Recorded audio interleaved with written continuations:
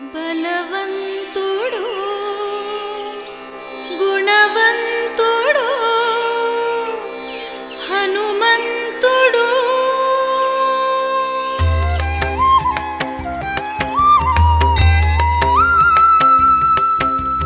బలవంతుడు గుణవంతుడు హనుమంతుడు భక్తులు అందరికీ ఆదర్శవంతుడు ఆదర్శవంతుడు బలవంతుడు గుణవంతుడు హనుమంతుడు.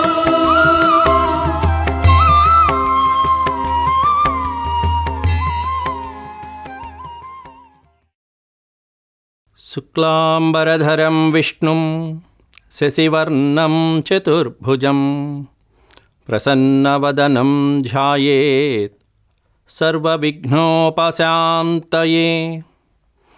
కూజంతం రామ రామేతి మధురం మధురాక్షరం ఆరుహ్య కవితాశాఖాం వందే వాల్మీకికోకిలం.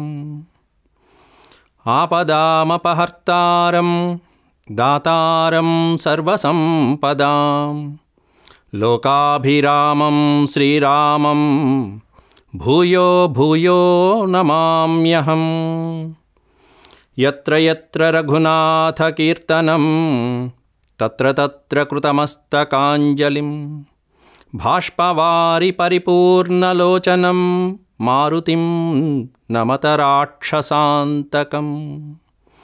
వామే భూమిసుతా పురశ్చ హనుమాన్ పశ్చాత్ సుమిత్రాసుతః శత్రుఘ్నో భరతశ్చ పార్శ్వదళయోః వావ్యాదికోణేషు చ. సుగ్రీవశ్చ విభీషణశ్చ యువరాట్ తారాసుతో జాంబవాన్ మధ్యే నీలసరోజకోమలరుచిం రామం భజే శ్యామలం శ్రీరామం భజే శ్యామలం. సాయీశ్వరాయ విద్మహే సత్యదేవాయ ధీమహి తన్నః సర్వః ప్రచోదయాత్. ఓం. రేడియో సాయి శ్రోతలందరికీ సాయిరామ్. సుందరాకాండ వాల్మీకి రామాయణాన్ని దాదాపుగా 24,000 శ్లోకాలు కూడా ఒక 4-5 సార్లు పఠించిన తర్వాత ఈ ప్రవచన కార్యక్రమాలు ప్రారంభించాను. అధ్యాపక వృత్తిలో ఉన్నటువంటి కారణంతో సందర్భానుసారంగా కొన్ని చోట్ల చెప్పుకుంటూ వచ్చాను. కానీ కొన్ని పాత్రలు నా దోషంతో, అజ్ఞాన దోషంతో పాఠశాలల్లో కూడా కైకేయి పాత్ర గురించో రావణాసుడి పాత్ర గురించో వచ్చినప్పుడు వాళ్ళని నిజంగా ప్రతినాయకులుగానే తీర్చిదిద్ది మరీ చెప్పేవాడిని. కానీ భగవాన్ శ్రీ సత్యసాయిబాబా వారు రాసినటువంటి రామకథా రసవాహిని అది చదివిన తర్వాత ప్రతినాయకుడిలో కూడా అద్భుతమైనటువంటి గుణాలు ఉన్నాయి. రామాయణంలో ఉన్నటువంటి ప్రతి పాత్ర దివ్యమైనటువంటివే. కాబట్టి వాటిలో మనం నిందించడానికి ఆస్కారమే లేదు అని చెప్పి స్వామివారు అత్యద్భుతంగా వర్ణించారు రామకథా రసవాహినిలో. కైకేయి పాత్రను కూడా ఎంత అత్యద్భుతంగా తీర్చిదిద్దారంటే ఒక ఆదర్శనీయమైనటువంటి పాత్ర. ఇటువంటి పాత్ర అక్కడ సుమిత్ర కానీ కౌసల్య కానీ పోషించలేరు, కేవలం కైకేయి మాత్రమే పోషించగలదు అని కూడా నిరూపించారు స్వామి రామకథా రసవాహినిలో. అటువంటివి ఎన్నో అద్భుతమైనటువంటి ఘట్టాలు స్వామివారి యొక్క ఆ రచన చూసిన తర్వాత అప్పుడు నేను ఇన్నాళ్ళు ఈ తప్పులు పొరపాట్లు చేశానని చెప్పి వాటికి ప్రాయశ్చిత్తం కూడా చేసుకున్నాను. మళ్ళీ ఇంకో 2-3 సార్లు ఎక్కువసార్లు చదవాలనేటువంటి విధంగా అద్భుతమైనటువంటి రచనలు. రామాయణ మహాభారత భాగవతాలు ఎన్నిసార్లు చదివినా ఇంకా తెలుసుకునే అంశాలు ఉంటూనే ఉంటాయి. అట్లాంటివి ఆ అద్భుతమైనటువంటి ఇతిహాసాలు. నమోస్తు రామాయ సలక్ష్మణాయ దేవ్యై చ తస్యై జనకాత్మజాయై నమోస్తు రుద్రేంద్రయమానిలేభ్యో నమోస్తు చంద్రార్క మరుద్గణేభ్యః అంటూ ప్రార్థన చేసుకుని హనుమంతుల వారు అటు లక్ష్మణ సమేతుడైనటువంటి శ్రీరామచంద్రుడికి, దేవి అయినటువంటి సీతమ్మ వారికి నమస్కారం చేసుకుని, సీతమ్మ కూడా కాదు, అక్కడ ప్రయోగించినటువంటి పదం జనకాత్మజాయ అని నిన్న మనం చెప్పుకున్నాం. జనకుడికి ఏ విధంగా అయితే లభించిందో ఆవిడ, అంటే తనంతట తానే ఈయనకి లభించాలి, ఈయన కూతురుగా నేను జన్మించాలి అనుకుంటే ఆవిడ వచ్చింది. అట్లాగే సాధకుడైనటువంటి వాడికి ఇక్కడ హనుమంతుడికి కూడా తనంతట తాను కనిపించాలని అనుకుంటేనే తప్ప కనిపించదు. లేకపోతే సీతమ్మ మొట్టమొదటిలోనే కనిపించేది కదా. లంకానగరంలో ఇంత కష్టపడి వచ్చినటువంటి వాడికి అమ్మవారు ఇంత కష్టపట్టాల్సిన అవసరం లేదు కదా. కాబట్టి ఆవిడంతటా ఆవిడ అనుకోవాలి. ఎందుకంటే హనుమంతుల వారు కూడా ముందు అన్నీ తెలుసుకోవాలి, లంకలో ఏమేమి ఉన్నాయి అన్నీ ఒకసారి చూసి రావాలి, తిలకించాలి. విభీషణుడి భవనాలు, మందిరాలు, ధర్మాత్ముడైనటువంటి వాడు విభీషణుడు, మిగతా వాళ్ళందరూ అధర్మాత్ములే. కాబట్టి వాళ్ళందరికీ ఎటువంటి శిక్ష పడాలో అనేటువంటివన్నీ కూడా ఒకసారి చూసి రావాలి స్వామి. రాత్రిపూట చంద్రోదయ వర్ణన కూడా మనం చెప్పుకున్నాం. అట్లాంటి ఆ వెన్నెల రాత్రిలో స్వామి అందరినీ చూశారు. రావణాసుడి యొక్క పుష్పక విమానాన్ని గురించి కూడా నిన్న మనం ప్రస్తావించుకున్నాం. ఎక్కడా కనిపించకపోయేటప్పటికీ స్వామి నిరాశ చెంది చివరికి ఆత్మత్యాగానికి కూడా సిద్ధపడిన తర్వాత ఈ శ్లోకం పఠించారు. ఈ శ్లోకం యొక్క విశేషత కూడా నిన్న మనం ఒక 5 నిమిషాలు చెప్పుకున్నాం. అది కూడా సంపాతిని స్మరించిన తర్వాత ఈ శ్లోకాన్ని స్మరించుకున్నారు. అట్లా శకున శాస్త్రం అనేటువంటిది ఆ పక్షి శాస్త్రం అంటారు, శకున శాస్త్రము. అట్లాంటి శాస్త్రానుసారంగా ఆ సంపాతిని, జటాయువుని, వైనతేయుణ్ణి స్మరించిన తర్వాత అపమృత్యు భయాలు అనేవి తొలగిపోతాయి. కాబట్టి స్వామివారికి కూడా అది అనుభవంలోకి వచ్చింది. ఆ శ్లోకం చదువుకున్నాక వెంటనే ఎదురుకుండా అశోకవనం కనిపించింది. అంతేకాకుండా అసలు సీతమ్మని దర్శించినటువంటి స్వామి ఆవిడ్ని ఎలా గుర్తుపట్టాలి ఇప్పుడు, ఆ విషయాలు కూడా నిన్న కొంత ప్రస్తావించుకున్నా. నేడు సుందరాకాండ 4వ రోజు భాగంలో ఈ స్వామివారు సీతమ్మని చూడటము, ఆనందం పరవశించిపోవటం, హృదయానికి నిన్న మనం చెప్పుకున్నాం ఎటువంటి ఆనందానుభూతికి పరవశించిపోతాడనేటువంటిది మనం చెప్పుకున్నాం. ఆనందాశ్రువులు అలా హృదయాంతరాలలోంచి రావాలి, అటువంటి అనుభూతి ఎలా కలుగుతుందనేటువంటిది కూడా మనం ప్రస్తావించుకున్నాం. మరొక సందర్భంలో సీతమ్మ వారిని దర్శించుకున్న తర్వాత రావణాసురుడు రావడం జరుగుతుంది, సీతమ్మతో సంభాషించడం జరుగుతుంది. వీరిద్దరి యొక్క సంభాషణని చెట్టుపై నుంచి వింటూ ఉంటాడు హనుమంతుడు. ఆ రావణాసుడు చెప్పవలసిన మాటలు చెప్పి వెళ్ళిపోయిన తర్వాత ఆ తర్వాత రాక్షస వనితలు ఎవరైతే ఉన్నారో అక్కడ వాళ్ళందరూ కూడా సీతమ్మ వారిని భయపెట్టడం జరుగుతుంది. ఆ తర్వాత సీతమ్మ భయపడి ఏం చేయాలని చెప్పి ఆలోచిస్తున్న సందర్భంలో అప్పుడు హనుమంతుల వారు ఇప్పుడు ఈ సందర్భంలో అమ్మవారితో నేను మాట్లాడాలి అని అనుకోవటం అనేటువంటి జరుగుతుంది. మధ్యలో అద్భుతమైనటువంటి ఘట్టం ఏంటంటే త్రిజటా స్వప్న వృత్తాంతం అనేటువంటిది. ఇవి మనం ఈరోజు సమయానుకూలంగా మనం ప్రస్తావించుకోబోతున్నటువంటి అంశాలు. అసలు ఇంతవరకు ముఖపరిచయం కూడా లేనటువంటి సీతమ్మను ఎలా దర్శించుకోవాలనటంలో నిన్న మనం చెప్పుకున్నటువంటి వాటిల్లో బట్టి శ్రీరామచంద్ర ప్రభువు యొక్క గుణాలకి తగినటువంటి గుణాలతో పోల్చుకుని మనం ఇక్కడ సీతమ్మని గమనించాలనుకున్నాడు హనుమంతుల వారు. అంటే రామనామాన్ని స్మరించగానే ఆవిడలో కలిగేటువంటి స్పందన గమనించాలి. అన్నింటికంటే మించి తల్లిని చూడగానే పుత్రుడిలో కలిగేటువంటి ఆనందానుభూతి ఏదైతే ఉంటుందో ఆ ఆనందానుభూతి ఇక్కడ హనుమంతుల వారు అనుభవించాలి. ఆ అనుభూతితో కనులు చెమ్మగిల్లాలి. ఇక్కడ సీతమ్మ వారున్నారు, స్వయంగా సాక్షాత్ లక్ష్మీదేవి. అట్లాంటి ఆవిడ్ని చూడగానే హనుమంతుల వారికి కలిగేటువంటి ఆనందానుభూతి. ఎత్ర ఎత్ర రఘునాథ కీర్తనం అనే శ్లోకంలో మనం చెప్పుకున్నాం. బాష్పవారి పరిపూర్ణలోచనం, అట్లా ఉండాలి ఆ లోచనములు. ఇప్పుడు మనం చెప్పుకోబోయేటువంటి సీతమ్మ వారిని దర్శించుకోబోయేటువంటి ఆంజనేయ స్వామి యొక్క స్వరూపాన్ని ఆపదోద్ధారక హనుమత్ మంత్రంగా ఆ హనుమంతుని ఉపాసించేటువంటి సాధకులు ఈ అధ్యాయంలో ఆ విధంగా కొలుస్తారు. ఆపదోద్ధారక హనుమంతుడు. అందులో కూడా ఈ సుందరకాండలో 15వ అధ్యాయం చాలా సుప్రసిద్ధమైనటువంటి అధ్యాయం. దేనికయ్యా అంటే లక్ష్మీ కటాక్షం కలగటానికి. ఇక్కడ సీతమ్మ వారి యొక్క దుఃఖాన్ని తొలగించడం అనేటువంటి కారణంతో ఈ స్వామిని ఆపదల నుంచి హరించి మనకి సర్వసుఖాలని కలిగించేటువంటి స్వామిగా కీర్తించడం జరుగుతుంది. అంటే సూక్ష్మ రూపంలో ఉన్నటువంటి హనుమంతుడి యొక్క స్వరూపం ఇక్కడ ఎట్లా ఉంటాడంటే ఉత్తరయాన్ని కప్పుకుని ఉంటారు స్వామి. ఒక ఉత్తరయం కప్పుకుని వెళ్తారు లోపలికి. ఆ శ్లోకం చదువుకుని తన ఆకారాన్ని మార్చుకుని అలా వినయంగా విధేయత అశోకవనంలోకి వెళ్ళేటువంటి ఉత్తరయం కప్పుకుని వినయంగా లోపలికి వెళ్తారు. ఆవిడ కూర్చున్నటువంటి సింస్వా వృక్షం పైకే వెళ్తారు. అక్కడికి వెళ్ళటం జరుగుతుంది. అక్కడికి వెళ్ళి అందులో కూడా ఆ ఉత్తరయం కప్పుకోవడము, తోక పైకెత్తి తల పైకి ఉంటుంది తోక. ఇలా ఉన్నటువంటి ఎప్పుడైనటువంటి మూర్తుల్ని మనకి మీరు కనుక గమనించి ఉంటే అది ఆపదోద్ధారక హనుమంతుడిగా మనం కీర్తించాలి దాన్ని. అంటే అమ్మవారి యొక్క స్వరూపాన్ని దర్శించుకున్న హనుమంతుడి యొక్క స్థితి అది.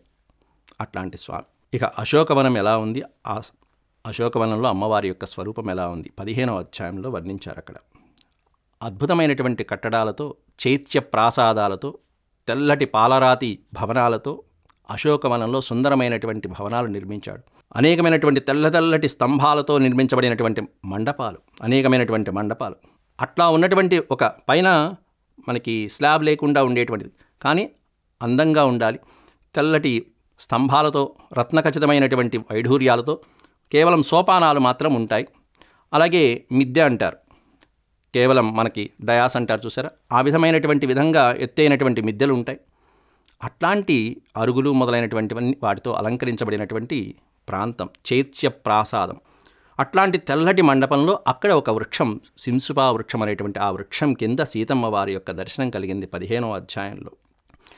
అశోకవనికాయాంతు తస్యాం వానరపుంగవః స దదర్శ విదూరస్థం చైత్యప్రాసాదముచ్ఛ్రితం.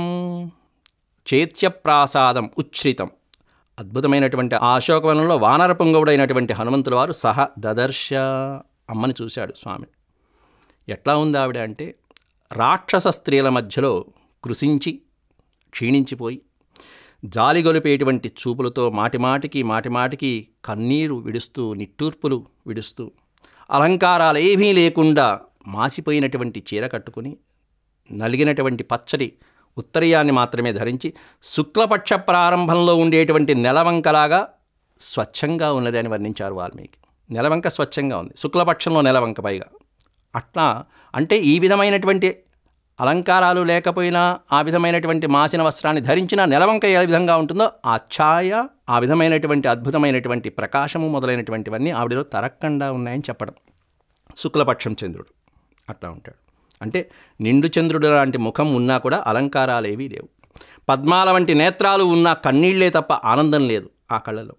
నల్లని శిరోజాలు ఉన్నా, ఒత్తుగా ఉన్నా కూడా తగిన సంస్కారం లేదు, కేశ సంస్కారములు లేవు. ఎంతోమంది చుట్టూరా ఉన్నా కూడా ఎవరూ లేనటువంటి నిస్సహాయ స్థితిలో ఆవిడ మనసు ముఖ కవళికలు తెలిసిపోతున్నాయి. నీలనాగాభయావేణ్యా జగనం గతయైకయా. జడకట్టినటువంటి ఆమె కేశపాసములన్నీ కూడా ఎట్లా ఉన్నాయంటే నల్లత్రాచు పాము వలె ఉన్నాయట. జడలు కట్టిపోయింది ఆవిడ యొక్క కేశ సంస్కారములు లేక. జడ ఉన్నది కాబట్టి ఆ జడతో ఉండటం అనేటువంటిది పతివ్రతల సాంప్రదాయం. జడ లేకుండా వెరబోసుకోవడం అనేటువంటిది ఆవిడ చుట్టుపక్కల సీతాదేవి యొక్క చుట్టుపక్కల ఉన్నటువంటి వారి సంస్కారం వాళ్ళది, జడ విరబోసుకోవడం అనేటువంటిది. ఈవిడ జడతోనే ఉన్నది. అంటే రాక్షస స్త్రీల యొక్క సంస్కారం జడ విరబోసుకోవడం అనేటువంటిది. ఇక్కడ ఈవిడ చక్కగా నీలనాగాభయ వేణ్యా, వేణి అంటే జడ ఎలా ఉందంటే నల్లత్రాచులాగా ఉన్నది అని చెప్పి కూడా వర్ణించారు అక్కడ. ఎందుకంటే జడ వేసుకుని ఉన్నదని ఎందుకు చెప్తున్నామంటే ఈ జడతో తర్వాత ఆవిడ ఆత్మత్యాగానికి కూడా సిద్ధపడినటువంటి ఘట్టం ఉంది, అది రేపు మనకు వస్తుంది. అందువలన ఆ శ్లోకం కూడా ప్రస్తావించాను ఇక్కడ. ఏ ఆభరణాలు ఏ గుర్తులు లేకపోయినప్పటికీ కూడా, అంటే ఇక్కడ ఏ ఆభరణాలైతే సీతాదేవి ధరించిందో ఆ ఆభరణాలన్నీ కూడా రాముడు వచ్చేటప్పుడు హనుమంతుల వారికి గుర్తుగా చెప్పాడు. ఇచ్చినటువంటి చూడామణి కూడా ఒకటి ఉంది కూడా, ఈవిడ చూడామణి ఇస్తుంది, చక్కగా అంగుళీయకం ఇచ్చారు శ్రీరామచంద్రుల వారు జ్ఞాపికగా. ఆ శ్రీరామచంద్రుడు గుర్తుగా చెప్పినటువంటి ఆభరణాలు ఏవైతే ఉన్నాయో అవన్నీ కూడా ఇక్కడ స్వామివారు చూశారు. అమ్మని చూశారు చెట్టు కింద, సింసుపా వృక్షం కింద సీతమ్మని చూశారు. ఆవిడ చుట్టుపక్కల పరిసర ప్రాంతాల్లో ఆ రాక్షస మోకని చూశారు. చెట్టు కొమ్మలకి వేలాడుతున్నటువంటి కొన్ని ఆభరణాలను చూశారు స్వామి. ఈ ఆభరణాలని పోల్చి చూసుకున్నాడు. శ్రీరామచంద్రుడు చెప్పినటువంటి ఆభరణాలే కదా అని చెప్పి. కొన్ని మాత్రం తీయకూడనటువంటి స్త్రీలు తీయకూడనటువంటి ఆభరణాలు ఏవైతే ఉంటాయో ఆ ఆభరణాలు మాత్రం ఆవిడ ధరించి ఉన్నది. మంగళసూత్రము, అలాగే మట్టెలు, అలాగే చెవికమ్మలు, ఈ మూడు మంగళప్రదమైనటువంటి కాబట్టి ఇవి మాత్రం ఆవిడ ధరించి ఉన్నది. మిగిలినటువంటి ఆభరణాలన్నీ చెట్టు కొమ్మలకి వేలాడి ఉన్నాయి. ఇవన్నీ పోల్చి చూసుకున్నాడు ఒకసారి. ఇవన్నీ ఒకసారి ఆవిడ రావణాసురుడు సీతమ్మని తీసుకువెళ్తున్నటువంటి సందర్భంలో ఆవిడ మూట కట్టి జార విడిచినటువంటి ఆభరణాలు ఏవైతే ఉన్నాయో వాటితో కూడా పోల్చి చూసుకున్నాడు.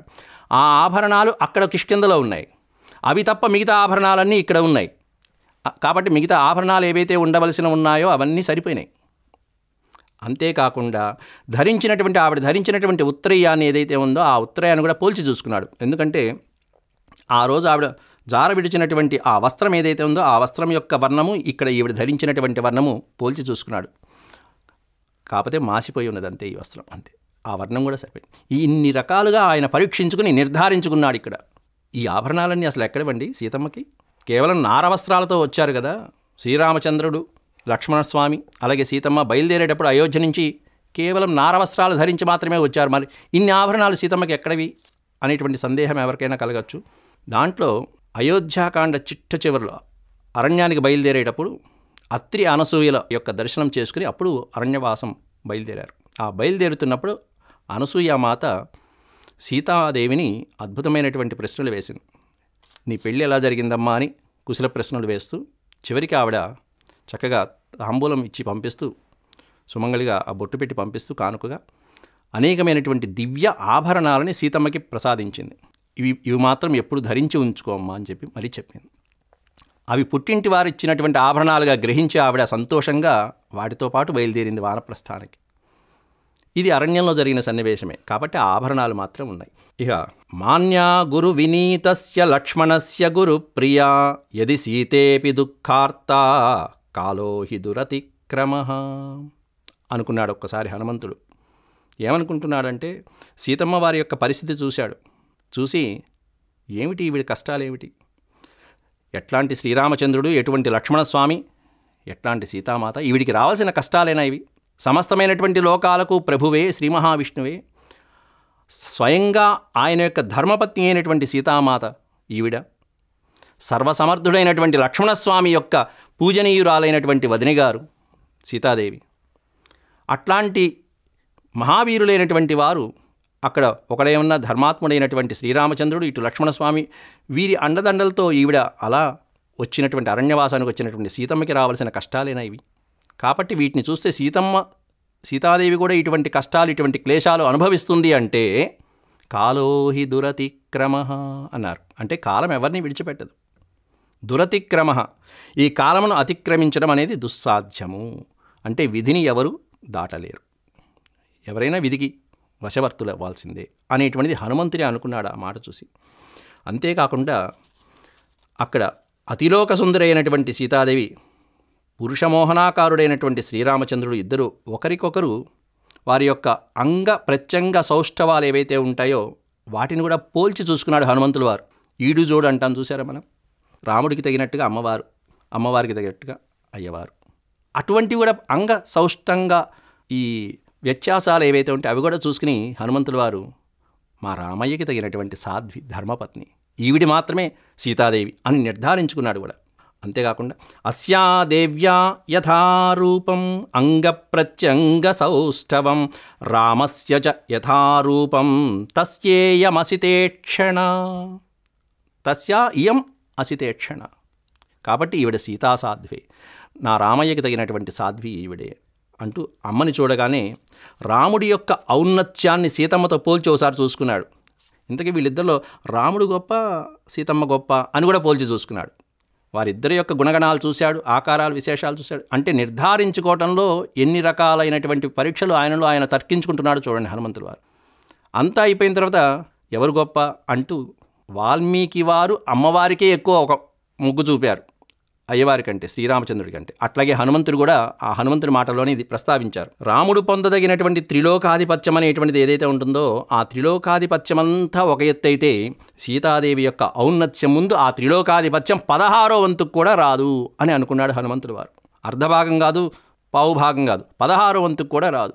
సీతామాత యొక్క ఔన్నత్యం అంత గొప్పది అని చెప్పి వర్ణించుకుంటూ అట్లా వాల్మీకి యొక్క వచనాలని హనుమత్ వచనాలుగా చెప్పుకుంటూ వచ్చారు. అందుకే అట్లాంటి సీతమ్మ వారి యొక్క ఆఖ్యానం కాబట్టి సుందరే సుందరీ సీత అన్నారు అక్కడ. రాజ్యం వా త్రిషు లోకేషు సీతా వా జనకాత్మజ త్రైలోక్యరాజ్యం సకలం సీతాయాన్ ఆప్నుయాత్ కలాం. ఒక కళ అంతే. ఒక కళ అంటే 16వ కళ.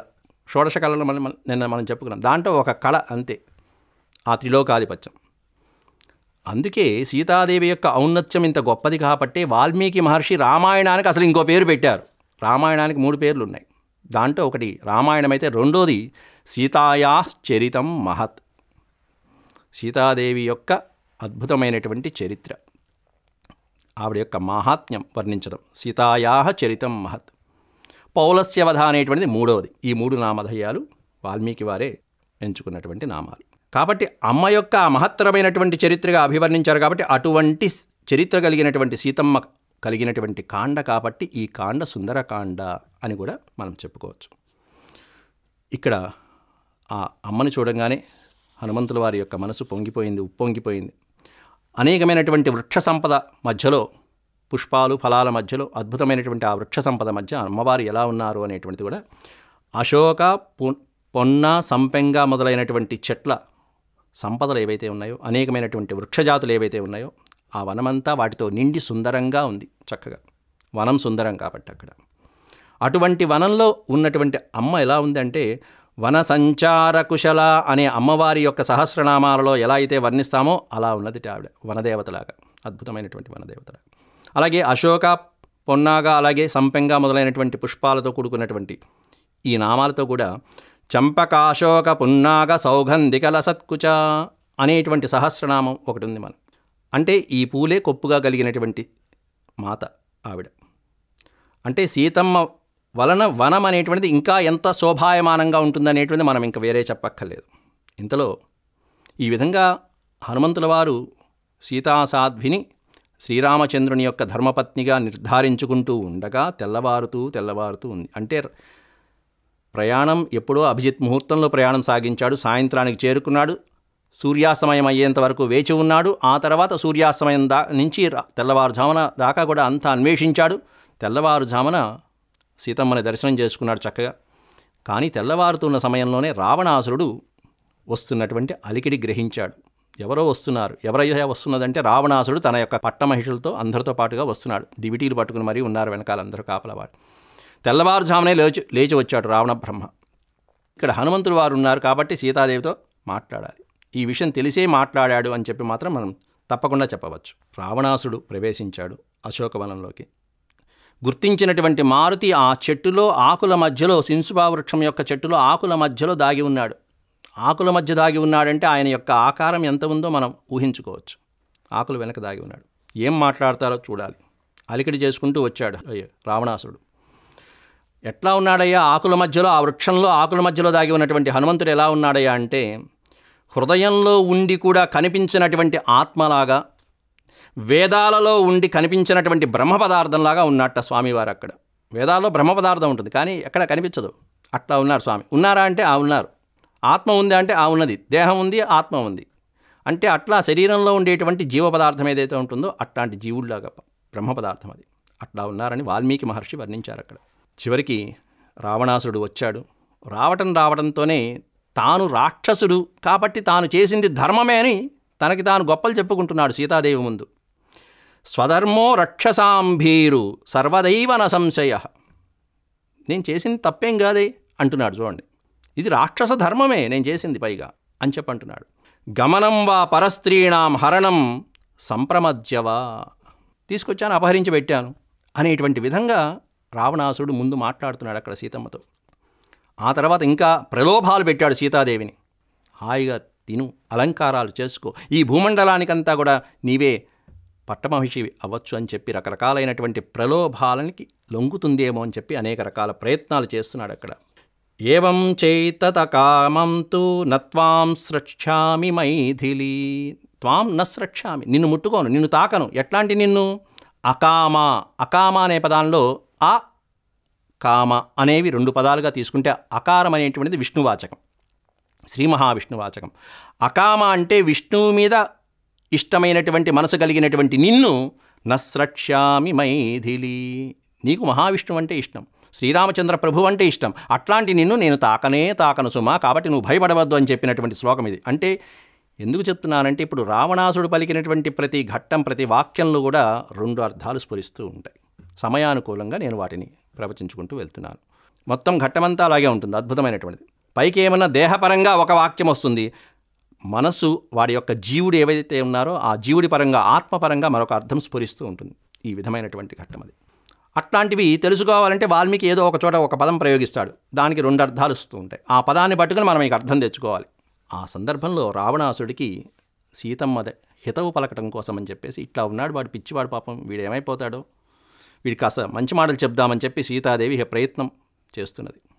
ఆ మాట్లాడటం ఎప్పుడైతే జరుగుతుందో, సీతాదేవి ఎప్పుడైతే మాట్లాడదామని అనుకున్నదో, అక్కడ గడ్డిపరక ఒక దర్భని అడ్డు పెట్టుకుంది. తృణమంతరతః కృత్వా ప్రత్యువాచ శుచిస్మిత. తృణం అంతరతః కృత్వా, ఒక గడ్డిపరకని అంతరతం అంటే ఇద్దరి మధ్యలో పెట్టుకుని అడ్డంగా పెట్టుకుని గడ్డిపరకతో మాట్లాడుతున్నట్టు మాట్లాడుతుంది ఆవిడ. ఈ వాక్యాలన్నీ ఎవరికి? రావణాసుడికి చెప్తుంది. ఈ గడ్డిపరక చూపించడం ఏంటంటే, ఓ రావణ, నువ్వు ఇట్లాంటి వాడివి అని చూపించడం మొదటి సింబల్. నువ్వు ఆఫ్టర్ ఆల్ ఇదిగో శ్రీరామచంద్రుడితో పోల్చుకుంటే నువ్వు వీడివి, ఇదిగో ఈ దర్భ లాంటి వాడివి, ఈ గడ్డిపరక లాంటి వాడు అని అంత తేలిగ్గా తీసిపారేయటం అక్కడ. రెండోది అర్థం ఏంటంటే, శ్రీరాముడు ఒక దర్భని తీసుకుని, ఒక గడ్డిపరకని తీసుకుని బ్రహ్మాస్త్రంగా ప్రయోగించినటువంటి సందర్భం అవుతుంది. అరణ్యవాసం చేస్తున్నప్పుడు సందర్భంలో ఒక కాకి వచ్చి సీతాదేవి యొక్క హృదయం మీద చీరితే, ఆ కాకి మీద కోపించినటువంటి శ్రీరామచంద్రుడు వెంటనే అక్కడ గడ్డి తీసి బ్రహ్మాస్త్రాన్ని మంత్రించి కాకి మీద ప్రయోగించాడు. కాకి మీద బ్రహ్మాస్త్రం. ఇక అది లోకాల బట్టి మొత్తం అంతా కాకి ఎక్కడెక్కడికో తిరిగింది, ఎవరెవరినో రక్షించమని వేడుకుంది. చివరికి శ్రీరాముడు ప్రయోగిస్తే మేమేం చేయలేమమ్మా అని చెప్పి అందరూ చేతులు ఎత్తేస్తే, అప్పుడు మళ్ళీ వచ్చి శ్రీరామచంద్రుడి యొక్క కాళ్ళ దగ్గర రక్షించమని వేడుకుంటే, అప్పుడు శ్రీరామచంద్రుడు అస్త్రానికి తిరుగులేదు కాబట్టి ఏదో ఒకటి చేయాల్సిందే. అందులో రామబాణం, తిరుగులేనటువంటి రామబాణం, అందులో గడ్డిపరగే అనుకున్నాం, అది బ్రహ్మాస్త్రం పైగా, కాబట్టి ఏదో ఒకటి తీయాల్సిందే అన్నాడు. అప్పుడు కాకి తన ఒక కంటి భాగాన్ని ఇవ్వటం జరిగింది. కాకి ఎప్పుడు కూడా 2 కళ్ళు ఉంటాయి కానీ ఒక కన్ను కనిపించదు. అప్పటి నుంచి ఇప్పటిదాకా ఒక్క కన్నే కనిపిస్తూ ఉంటుంది అప్పటి నుంచి. అట్లా ఒక కాకి మీద తన భార్య ధర్మపత్ని అయినటువంటి సీతాదేవికి ఒక కాకి, అది కూడా దేవతా అంశే అయినప్పటికీ కాకి రూపంలో వచ్చి ఆ విధంగా సీతమ్మకి హాని కలిగించినటువంటి ఘట్టాన్ని చూసిన శ్రీరాముడు ఏ విధంగా అయితే స్పందించాడో, ఒక గడ్డిపరకను తీసిన బ్రహ్మాస్త్రంగా మంత్రించాడో, అట్లాంటి బ్రహ్మాస్త్రాన్ని గుర్తు చేస్తూ రావణాసుడికి నువ్వు జాగ్రత్త, నువ్వు ఇదిగో ఆయన ప్రయోగించాడంటే బ్రహ్మాస్త్రం కాదా అంటే, ఒక గడ్డిపరక ప్రయోగిస్తేనే ఆయన బ్రహ్మాస్త్రం అయితే ఇక స్వయంగా రాముడు వస్తే ఏమిటి నీ పరిస్థితి అనేటువంటి బెదిరింపు దాంట్లో ఉన్నటువంటి అంతరార్థం. ఆ సందర్భంలో సీతమ్మ రావణాసుడికి ఎన్నో రకాలుగా హితవు పలికింది. నా మీద ఈ విధమైనటువంటి మమకారాన్ని ఏదైతే చూపిస్తున్నావో ముందు నీ భార్యల మీద చూపించు, నీ పట్టమహిషులు ఉన్నారు వాళ్ళ మీద చూపించు, వాళ్ళని అనుగ్రహించు ముందు అని చెప్పి రకరకాలుగా హితవు పలుకుతూ, చక్కగా సద్బుద్ధితో ఉండు, మంత్రులతో చక్కగా ఉండు, రాజ్యాన్ని చక్కగా చూసుకో, ప్రజల్ని బాగా పరిపాలించుకో, నీ బుద్ధి పెడతో పట్టింది, ఇప్పటికైనా మించిపోయింది లేదయ్యా, నన్ను తీసుకువెళ్ళి రాముడికి అప్పచెప్పు అని రకరకాలుగా చెప్పడం ప్రారంభించింది. ఆత్మజ్ఞాని అయినటువంటి బ్రాహ్మణునికి వేద విద్యా సంపదల వలె నేను అయోధ్యాపతి అయినటువంటి శ్రీరాముడికి మాత్రమే భార్యని అయినటువంటి దానిని. అంటే బ్రాహ్మణుడు ఎట్లాంటి బ్రాహ్మణుడు అంటే, ఆత్మవిద్య కలిగినటువంటి బ్రాహ్మణుడికి వేద విద్య ఎట్లాంటిదో అట్లాంటి బ్రాహ్మణుడు ఆయన, ఆత్మస్వరూపం సాక్షాత్తు పరమాత్ముడే. అట్లాంటి శ్రీరామచంద్రుడికి వేద విద్య ఎట్లాంటిదో అట్టా నేను అంటూ సీతాదేవి ఎక్కడ చూసినా చూడండి, వాల్మీకి వేద విద్య, వేదమాత ఇవే పలకరిస్తున్నారు ఆ సంబోధనలు. కాబట్టి నా మాట విని రావణ, నన్ను శ్రీరాముడికి అప్పగింపు, నిన్ను ప్రాణాలతో రక్షిస్తాడని చెప్పి మరీ చెప్పింది, లేకపోతే నీకు మరణం తప్పదయ్యా అంటూ హితవు పలుకుతూ ఉంటే, ఎంతో మంచి మాటలు చెప్తూ ఉంటే సీతాదేవి ఈ విధంగా మంచి మాటలు చెప్పిన కొద్దీ రావణాసుడికి కోపం రెట్టింపైంది. ఈ రావణాసుడి యొక్క మాటలు, హావభావాలు, సీతాదేవి మాట్లాడుతున్నప్పుడు రావణాసుడి యొక్క మాట తీరు ఎలా ఉంది అనేవన్నీ పైన ఎవరు చూస్తున్నారంటే హనుమంతులు వారు చూస్తున్నారు. ఆయన ఆవలిస్తే ప్రేగులు లెక్క పెట్టేటువంటి వారు, మొత్తం అన్నీ చూస్తున్నారు. ఆ కోపంలో రావణాసుడు సీతాదేవిని సంహరించేస్తాడేమో అనుకున్నాడు, కానీ సీతాదేవిని అక్కడ కోపంలో ఒక గడువు పెడుతున్నాడు రావణాసుడు సీతాదేవికి. ఇప్పుడు సీతాదేవికి గడువు పెట్టేటువంటి ఘట్టం ఏదైతే ఉందో, ఈ ఘట్టం హనుమంతుడి ఒక సందేశం లాంటిది, హనుమంతుడికి శ్రీరామచంద్రుడికి ఇచ్చినటువంటి సందేశం లాంటిది. ఇంకోటి ఏంటంటే, రావణాసుడికి కోపం ఎప్పుడు వస్తుంది అనేటువంటి ఒక విషయం తెలిసింది ఇప్పుడు హనుమంతుడికి. ఎప్పుడు వస్తుంది అంటే, మంచి మాటలు చెప్పంగానే రావణాసుడికి కోపం వస్తుంది. ఇది మూర్ఖుల లక్షణం, సహజమైనటువంటి మూర్ఖులకి సహజమైన లక్షణమే. వాడికి కాస్త 4 మంచి మాటలు చెప్తే నువ్వు నాకు చెప్పేవాడివా అనేటువంటి కోపం వచ్చేస్తూ ఉంటుంది. కాబట్టి రావణాసుడికి ఎప్పుడైనా కోపం తెప్పించాలంటే ఇది ఉండాలి, తర్వాత అదే జరుగుతుంది సభలోకి వెళ్ళి. అందువల్ల ఇవన్నీ హనుమంతుడు గుర్తిస్తూ ఉన్నాడు అక్కడ ఈ సన్నివేశం చూసుకుని. రావణాసుడు పెట్టినటువంటి గడువు 2 నెలలు గడువు ఏదైతే ఉందో అది సీతాదేవితో అంటున్నాడు రావణాసుడు. ఊర్ధ్వం ద్వాభ్యాం తు మాసాభ్యాం భర్తారం మాం అనిచ్చతీం. మాం భర్తారం అనిచ్చతీం. నువ్వు నన్ను 2 నెలల్లో నన్ను భర్తగా స్వీకరించకపోతే మమత్వాం ప్రాతరాశాబ్దం ఆరభంతే మహాసనే. మహాసనము అంటే పాకశాల, వంటశాల. ఆ పాకశాలలో ఒక భక్షణంగా నిన్ను, ఉదయం పూట తినేటువంటి ఆహారంగా నిన్ను భక్షించేస్తానని చెప్పి 2 నెలలు గడువు పెడుతున్నా సీత. ఇప్పటికీ 10 నెలలు గడిచిపోయింది. ఇంకా 2 నెలలు గడువు. ద్వాభ్యాం ఊర్ధ్వాం అంటే మిగిలినటువంటి 2 నెలలు నీకు ఇస్తున్నా సమయం గడువు. ఈ 2 నెలల్లో నువ్వు నన్ను భర్తగా అంగీకరించావా? సరే, లేకపోతే లేదు. ఆ మాట వినంగానే సీతాదేవి పరిస్థితి ఎలా ఉంటుంది? పైన ఉన్నటువంటి హనుమ ఏ విధంగా స్పందించవచ్చు నిజంగా దానికి? ఆ క్షణంలో సీతాదేవి ఆ రావణాసుడిని భస్మం చేసేటువంటి తపశ్శక్తి కలిగి ఉన్నప్పటికీ కూడా శ్రీరాముడి యొక్క ఆజ్ఞ లేదని ఆగిపోయింది, అంతే, కేవలం అంతే. అసందేశాత్తు రామస్య తపసశ్చానుపాలనాత్. ఇప్పటిదాకా సీతాదేవి తారక రామ మంత్రాన్ని నిత్యము స్మరిస్తూ తపశ్శక్తితో అలా కూర్చుని ఆ తపశ్శక్తిని యొక్క ప్రభావాన్ని పొంది ఉన్నది. అటువంటి ఆ ప్రభావంతో రావణాసుడి యొక్క మొత్తం శరీరాన్ని లంకని కూడా దహించేటువంటి శక్తి సీతమ్మకి ఉన్నప్పటికీ కూడా ఎందుకు ఆగిందే అంటే నత్వాం కుర్మి దశగ్రీవ భస్మార్హ తేజస. రాముడి ఆజ్ఞ లేదు, లేకపోతే నేను ఇక్కడికిక్కడే భస్మం చేసి ఉండేదాన్ని అని చెప్పి సీతమ్మ చెప్పినటువంటి వచనాలు అవి.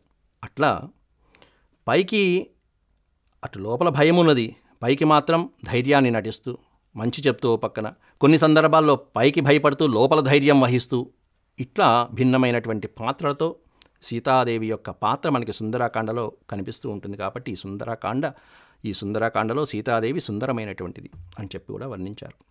ఇక దీంట్లో ఈ పైన చెప్పినటువంటి శ్లోకం 2 నెలల కాల గడువు ఏదైతే చెప్పాడో రావణాసుడు, దాంట్లో ఉన్న అంతరార్థం కూడా మనం ఒక్కసారి చెప్పుకోవాలి. ఇది చెప్పుకోవాలంటే రావణాసుడికి కొంచెం పూర్వజన్మ తెలిసినటువంటి ఘట్టాలు చాలామందికి తెలిసినటువంటివి అవన్నీ కూడా. మొట్టమొదట రావణాసుడు పరమశివభక్తుడు. ఆ పరమశివభక్తుడిగా ఉన్నప్పుడు తపస్సు చేశాడు, తర్వాత పరమేశ్వరుడి గురించి తపస్సు చేశాడు, కైలాస శిఖరాన్నే ఎత్తి వేసినటువంటి వాడు. ఆ కైలాస శిఖరాన్ని పైకెత్తినప్పుడు అతని చెయ్యి కాస్త ఆ పర్వతం కింద నలిగిపోతే పెద్దగా రావము చేసినటువంటి వాడు కాబట్టి రావణాసుడు అన్నారు. రావము అంటే శబ్దం, ధ్వని చేసినటువంటి వాడు, కేక పెట్టాడు ఒక్కసారి, పొలికేక. అంతేకాకుండా షట్ప్రజాపతులు ఎవరైతే ఉన్నారో మరీచి, అత్రి, అంగిరసుడు, పులశ్చుడు, పులహుడు, క్రతువు అనేటువంటి ఈ షట్ప్రజాపతులు ఎవరైతే ఉన్నారో దాంట్లో 4వ వాడైనటువంటి పులశ్చుడు 4వ వాడు, అతని కుమారుడే విశ్వవసువు. ఆ విశ్వవసువు కుమారుడే రావణుడు. పౌలశ్చుడు అని కూడా అంటాం, పులస్య బ్రహ్మ. అయితే ఇక్కడ ఒక విషయం ప్రస్తావించుకుంటే అసలు గడువు ఎందుకు పెట్టాలి? గడువు ఎవరికి పెడతారు? గడువు పెట్టాడు అంటే గడువు పెట్టిన తర్వాత సీతాదేవి నా వైపున్నా రావాలి అని కదా. వస్తుందా? పోనీ సీతాదేవి వస్తుందా? సీతాదేవికి రాముడు తప్ప అన్యులు ఇష్టం ఉండదు. అది కళాఖండిగా రావణాసుడికి తెలుసు. ఆవిడ మరణాన్నన్నా అంగీకరిస్తుంది తప్ప ఇతడి యొక్క మనసుని అంగీకరించదు, ఇతడి అభిప్రాయాన్ని అంగీకరించదు. మరి అట్లాంటప్పుడు ఇంకా గడువు ఎందుకు? సీత అంగీకరిస్తుందా అంటే అంగీకరించదు. పోనీ రావణుడు ఏమన్నా బలవంతంగా సీతని లొంగపరుచుకుంటాడా? ఆ అవకాశమూ లేదు. ఎందుకంటే రావణాసుడికి శాపం కూడా ఉంది, బ్రహ్మదేవుడి శాపం ఉంది.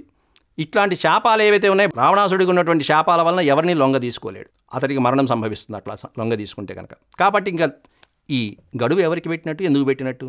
సీతాదేవికి కాదని తెలిసిపోయింది. ఇప్పుడు సీతాదేవికి కాదు అని చెప్పడానికి నేను ఈ 2 కారణాలు చెప్పాను. మరి ఎవరికి గడువు అంటే ఇది పైకి మాత్రం రావణాసుడు సీతాదేవికి పెట్టినటువంటి 2 మాసముల యొక్క గడువుగా కనిపిస్తున్నప్పటికీ కూడా ఈ 2 నెలల గడువు శ్రీరామచంద్ర ప్రభువుకి రావణాసుడు పెట్టుకున్నటువంటి విజ్ఞప్తి.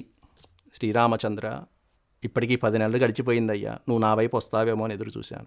మనకు అట్లా అనుకుంటాం కానీ పరమభక్తుడు రావణాసురుడు పైకి మాత్రం ఎంతటి శివభక్తుడండి, పరమశివభక్తుడు కదా. కానీ లోపల ఉన్నటువంటి ఆత్మ అనునిత్యము శ్రీ మహావిష్ణువుని స్మరించుకుంటూ ఆ శ్రీ మహాలక్ష్మీదేవితో పాటుగా ఉన్నటువంటి శ్రీ మహావిష్ణువుని నిరంతరము చూస్తూ అలా సేవించుకున్నటువంటి జయ విజయుల అంశ కదా వాడి యొక్క ఆత్మ. పైకి మాత్రమా శివభక్తుడా, లోపల ఏమన్నా విష్ణు భక్తుడా?